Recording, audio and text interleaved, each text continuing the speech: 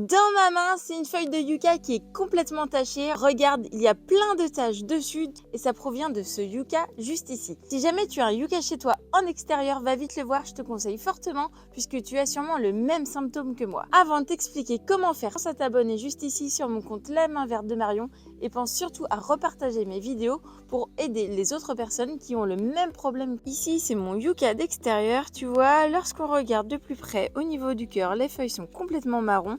Elles sont vraiment belles. Et lorsqu'on regarde en dessous, les feuilles sont toutes tachées, tu vois. Ça fait des taches marron. Il y a un point au milieu et après la tache grossit. Tu vois, toutes les feuilles sont complètement abîmées, juste ici. Quand on se déplace, on voit le même symptôme ici. Mais quand tu regardes au cœur, le cœur est vraiment très beau. Il est bien vert, bien turgescent. Il y a très peu de traces, tu vois, là il y en a une, mais sinon il n'y en a pas. Tu as vu toutes les taches à l'intérieur, dont celle-ci, ça ce sont des taches qui sont dues au gel.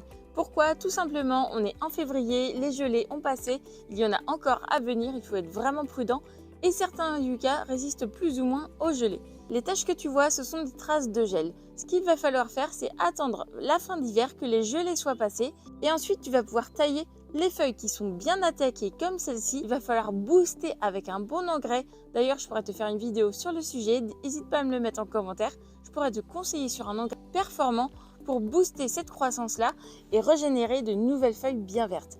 Tant que le cœur est bien vert, ne t'inquiète pas, ta plante est encore en bonne santé. Elle a simplement stressé avec l'excès de froid, mais elle est complètement vivante. Elle va pouvoir s'en sortir pour le printemps prochain. Si tu veux que je te montre d'autres symptômes sur d'autres cultures, n'hésite pas à me le mettre en commentaire, puisque c'est toujours intéressant d'apprendre des symptômes qu'on ne connaît pas.